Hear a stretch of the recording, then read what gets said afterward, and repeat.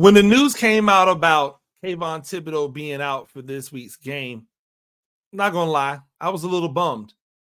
I started to think about it though, right?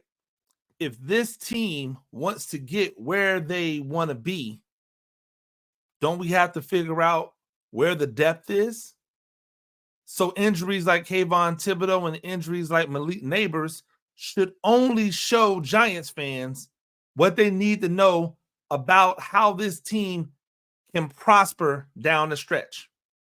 I'm Coach Gene Clemons, and I've got a giant issue. 3, 2, 1.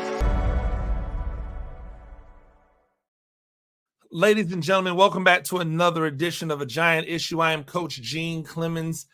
Thank you for joining me as always. New York Giants on SI. That's where you can get all your New York Giants news and information. That's where you see everything that I bring to the table. And I know I haven't brought a lot to the table at New York Giants on SI because, you know, football season is rough and there's a lot of irons in the fire and a lot of things going on. But I've been happy that I've been able to talk to you all about the New York Giants here. And while that's being said, make sure you go ahead and go to the New York Giants on SI YouTube page. Hit that subscribe button. We're still trying to get to 2,000. Hey, don't make me come out to a tailgate and just have all of you guys start like pulling out your phones and hitting the subscribe.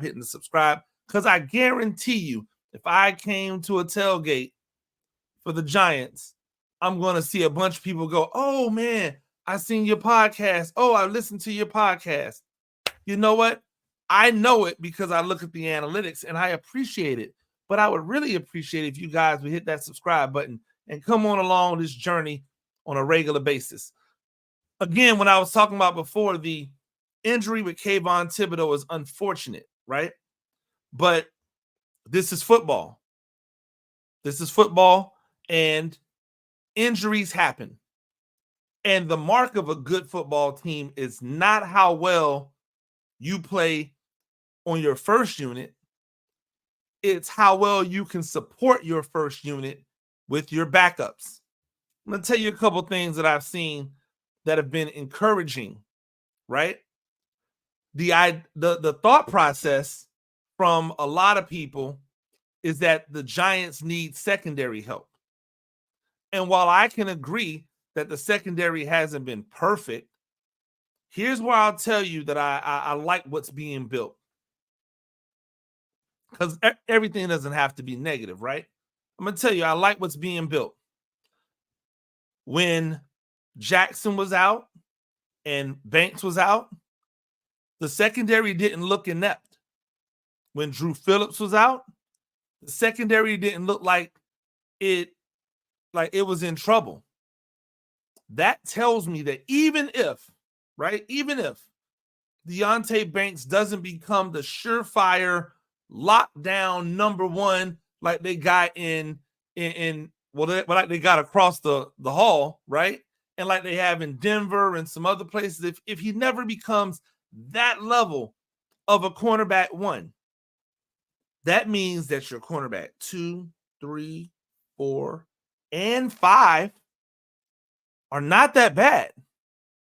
That's great building blocks, right? Because the perception is, oh, well, the Giants need defensive back help. But the reality is the Giants have a lot of defensive back depth. They just may, and I say may because you can't close the book on Banks yet. He's only in year number 2. They may not have a cornerback one, like a bona fide set it and forget it cornerback one. So there's a lot of teams that don't have a set it and forget it quarterback one. But a lot of teams don't have the depth that when 2 and 3 starters go down, you can still perform to the level you need to perform in order to be successful. I think that's something that should be applauded, right? The linebacking core, which I believe still has its issues in tackling, right? But what I will say is that the linebacking core has numerous players who can come in and get the job done, right? Like, look at the performances. Bobby Okereke is a bona fide LB1, right? He's your quintessential middle linebacker. And then everybody else services as that second linebacker. And that list, right, is several names deep. Micah McFadden goes out, bringing the next person in. You got the rookie Muasau doing well, right? You've got different personnel packages you can put in. Isaiah Simmons can plug in and play there like he played last year, right? You've got other names that can come in and fill in and be effective at the position. That's something we could not have said 2 years ago or 3 years ago or 4 years ago. Now, you guys know how I feel about the amount of talent that I believe the Giants have let go, but I've got to acknowledge there's some talent that have been reshuffled. The defensive line is the place where you have to go, oh, what is it going to look like? Here's what I'll tell you. Does anybody think that the interior of that defensive line isn't like ready to go, isn't deep, doesn't have depth? Let's think about this. You know what Dexter Lawrence brings to the table. You know what Nacho brings to the table, right? DJ Davidson flashed last week. We know how they feel and how we feel about Elijah Chatham. And so on and so forth. They have guys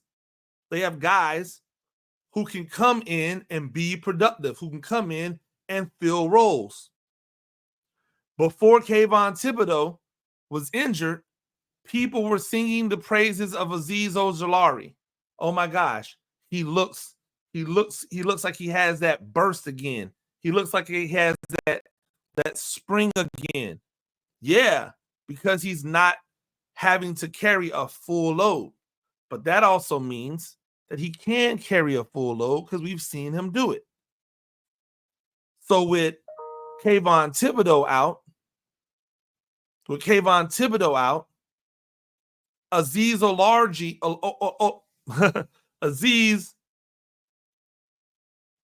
Ojulari, my brain just Olargi, I don't know what I was thinking, but Azeez Ojulari should be able to come in and give you production similar. His issue has never been his ability to perform. His issue has always been his availability. And we know that the best ability is availability. He has not been available.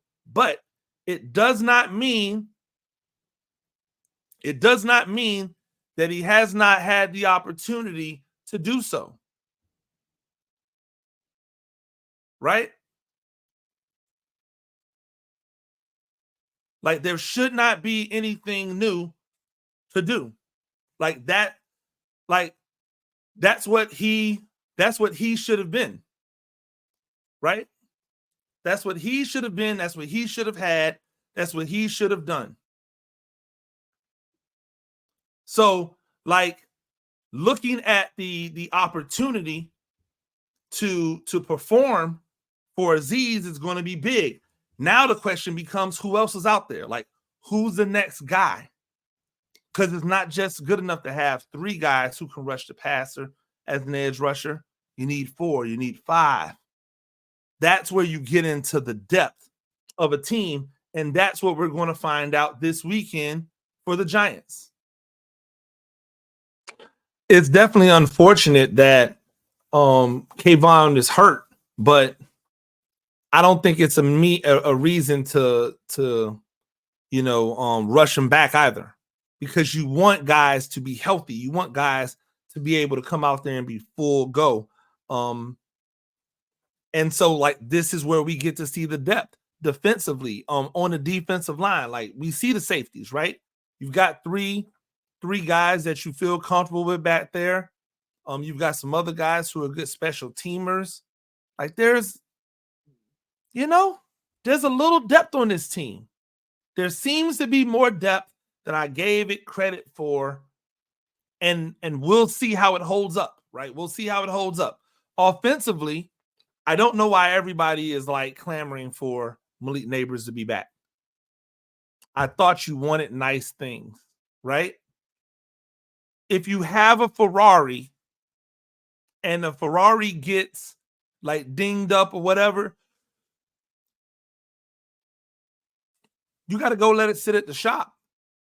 You got to make sure it's pristine before you take it out again. You got to make sure that everything associated with that Ferrari is good before you bring the Ferrari out again. If you don't, like, you're setting yourself up for failure.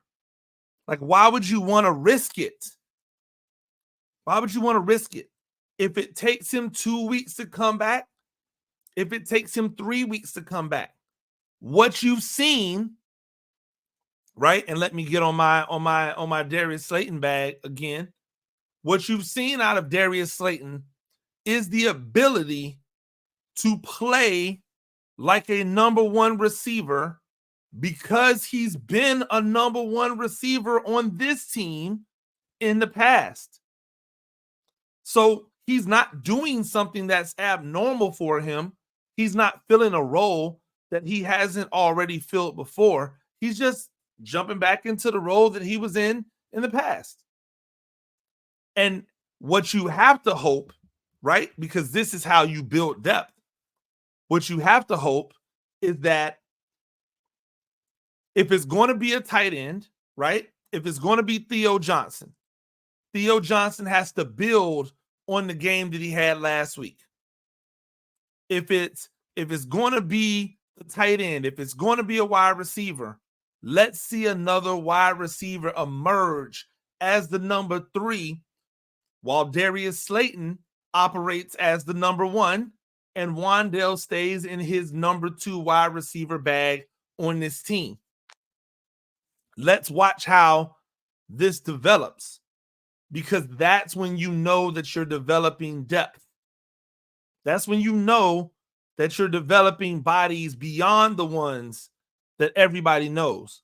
Imagine what happens, right, if you get another good game out of Slayton, like regardless of the score, right? Regardless of the score, but you get another good game out of Slayton, and then Malik Nabers comes back, and like I talked about, not last week, actually, like I talked about before, we knew Malik Nabers would be out. Now you have Darius Slayton getting 5 to 7 targets a game. You've got Wan'Dale Robinson getting 6 to 9, 10 targets a game. You have Malik Nabers getting 7 or 8 to 12 targets a game, right? A few targets for a tight end here, a few targets for a wide receiver 1. Now you have really more diversity in your offense. Now you got to respect Darius Slayton and his ability for the big play, which opens up the intermediate routes for Malik when he comes back. Those catch and run routes instead of the static routes, which is what he's getting a lot of right now, that have led to his injury. Like, you're just asking a lot of a guy when all of his routes are routes where he catches the ball and gets hit immediately. You're asking a lot of them. You need to be able to get those guys passes where they get a chance to run without the ball. I'm sorry, they get a chance to run after the catch without having to worry about getting hit. That's where you know that you are developing the depth. Why? Because defenses can't key in on one guy. The problem, like if you think about what's going on in Minnesota, you want to know why Justin Jefferson continues to have success? It's because you have to worry about Jordan Addison and not just worry about him catching a hitch route. You got to worry about him beating you down the field. You got to worry about him intermediate. You got to worry about them throwing the ball out. You know what I'm saying? Like, there's a bunch of different ways you have to worry about him. The the wide receiver core that they're going up against this week in the Cincinnati Bengals, and we'll talk more about them tomorrow. But the reason why Jamar Chase can have so much success is because you have to worry about T. Higgins, right? If you only have to worry about Chase, it makes Higgins' job harder. And if you only had to worry about Higgins, you know what I'm saying? So now that you have to worry about both of them, it allows those talents to take over when they've got less pressure on them. And that only happens by developing more people. The chemistry that Daniel Jones has with Darius Slayton has come because they've been together for the duration of the run. If there's anybody who knows Daniel Jones and what Daniel Jones is capable of when he's at his best, is Darius Slayton. So why would you then poo-poo that, brush that to the side, just because you have a shiny new Ferrari? Hey, that Ferrari's super fast, but you're playing the Ferrari like it's a Dodge Charger, like it's rugged, right? Like the reason that Malik Nabers is special is because he's a Ferrari with armor, but he's still a Ferrari. He's a Ferrari with armor. He's tough, but he's still a Ferrari. And the moment you stop treating a Ferrari like a Ferrari and you start trying to treat a Ferrari like a tank, you're going to have issues. That's just the way it goes. You're going to have issues if you do that. So when Malik Nabers returns, hopefully they find some synergy between Nabers and Darius Slayton, because what Wan'Dale does is so different than what those two do. It's not going to affect Wan'Dale when those two can't come back. If you remember last year, Slayton, right? You had Slayton, you had Darren Waller getting off, right? And then Wan'Dale was still being Wan'Dale. When those three were able to operate together, there was success, right? There was success. And so there can still be success. If you remember back to the first season, right? You had Slayton, you had Hodgins, and then you had James, who was getting off. You had James getting off in that situation.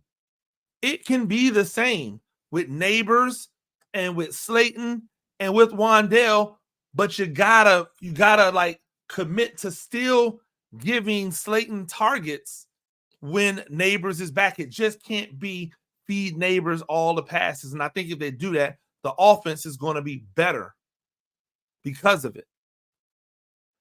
Heck, if we think about it, the wide receiving core needs to show that they are getting depth. The running back core showed that there was more depth, right? Going into the season, the only proven runner they had was Singletary, right?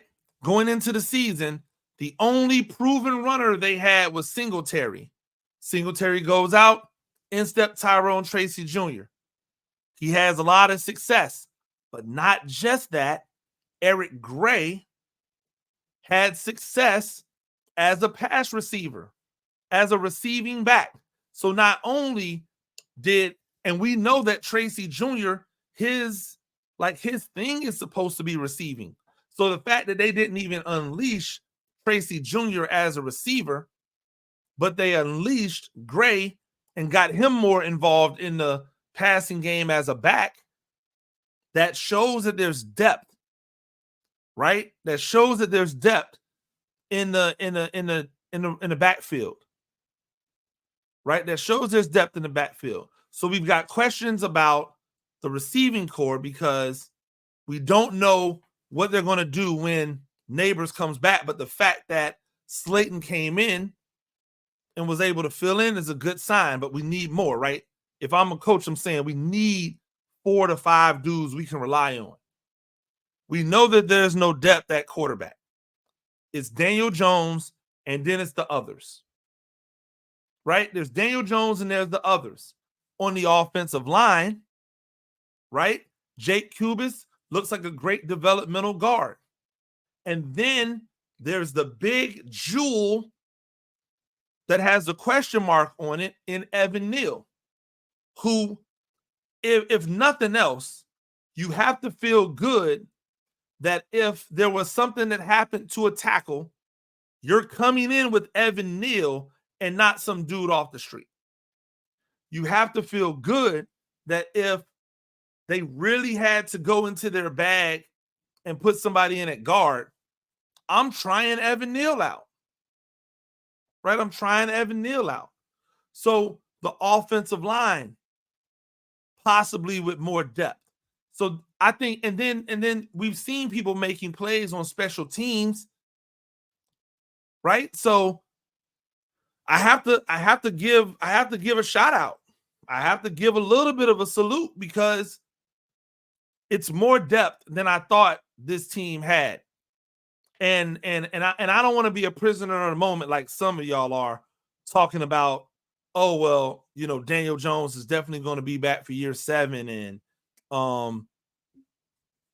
you know, this defense is playing like a top 10 defense. And it's the best front pass rush in football. I don't equate sacks to the best. I do think, however, that if I had to talk about best, you can't get past Chris Jones before you say sexy Dexy. Now you can't go, okay, best D tackles in the game. Chris Jones, another name. No. It's Chris Jones and it's Dexter Lawrence. And guess what? Sexy Dexy's closing the gap. He's closing the gap. But why is he closing the gap? He's closing the gap because of what's happening on the outside. Dexter Lawrence has been able to do this. Again, 2 years ago, I think it was, Dexter Lawrence had double-digit sacks. And if it wasn't 2 years ago, it was 3 years ago, but you get what I'm saying, right? He had double-digit sacks. Why? Because the elements outside of him were taking blocks away. And it allowed him to be one-on-one. And one-on-one, you can't block Dexter Lawrence. Why do y'all think that I wanted to reunite him with his Clemson running mate on the interior? Why? Because Wilkins, if Wilkins is there, you can't double team both of them. Right? You can't double team both of them. And most likely, you're going to end up double teaming Wilkins because you're going to put Wilkins at a 1 technique and Dex at a 3. And now with Dex next to a defensive end or an edge rusher, it's got to be one-on-one. Unless you commit a back inside. And if you do that, now the edge rushers are one-on-one. So it all works out. It all works out so that there's an opportunity for success, right? There's an opportunity for success for Lawrence, and he's taking advantage of it. Why? Because he's that darn good. He's that darn talented. I've seen people talking about Robert Saleh and how great of a defensive coach he is and how the Giants should be cutthroat and bring Robert Saleh in right now. I'm not even going to lie to you. You guys know how I feel, right? About the Giants' current defensive coordinator. But I can't be mad at what he's doing. To me, the mark of a good coach is showing growth and innovation in what you are at your core, right? growth and innovation at what you are at your core. Do I still think the back quarter is or the back half, I guess, is a vanilla? Yeah. But do I think that they found ways to be more dynamic up front because now teams have to worry about possible blitzers? And then when those guys drop out, the front four are doing their thing? Yes. And that has to be applauded. That has to be saluted. I think a lot of the things that we're seeing is based off the fact that there's more depth than we originally thought this team had. So I'm excited. I'm excited for what that means going forward. I'm excited for not only this year, but years to come, because we all know that depth can only be had for so long because people are going to want to get paid. But in the situation that they're in right now, who's left to pay? Right? Who's left to pay? Who has to get money? So many people are under contract because either they are they signed a contract a year or two ago, or they recently signed a contract, or they're on a rookie deal, that you have a couple years before you really have to start paying more people. Even if you make a quarterback change, it's going to be a rookie quarterback who's going to be on a rookie deal. Some of the guys who might be, okay, they're one and done, they're not going to be hard to replace. I think you can start seeing some of the positives in what's going on. I also want to tell people to pump their brakes on the whole, Joe Shane's 2024 draft class is looking like a masterpiece. Stop it. It's one game. It's one game. Malik Nabers was a layup that dropped into your hands. Right? It's a layup that dropped into your hands at a position of need. So that's one thing. Tyler Nubin has done some good things, but he's also done some things that aren't that great. Right? Drew Phillips looks like a stud, but he's already getting injured. Tyrone Tracy Jr. had a good game. Let's relax, right? Let's relax. Let's let this thing play out. Theo Johnson has looked horrible until last week when he looked competent.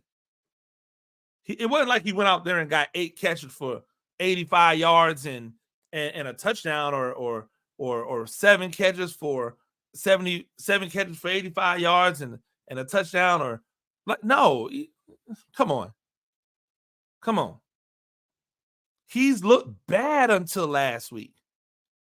So you can't just make the declaration off of one game, because if you would have said the same thing 3 weeks ago, 2 weeks ago, how did that draft class look?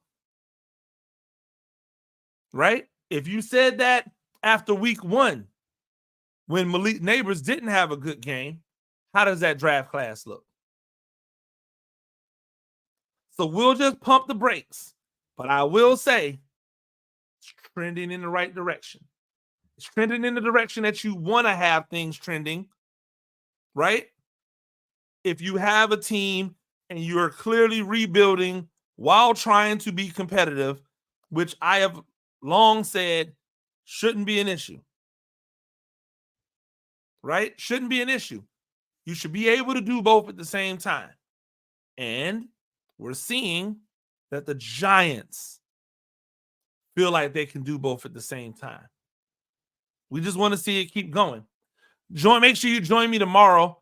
I'll be going into the vault, breaking down the Cincinnati Bengals, the team that put up 1 billion yards last week versus the Baltimore Ravens. That's got to be nervous to Giants fans, but also the team that has a propensity to get thrown on as we saw last week versus the Ravens, it's a great opportunity once again for the Giants to pull an upset. We'll talk more about it. I'm Coach Gene Clemons, and I have a Giant issue.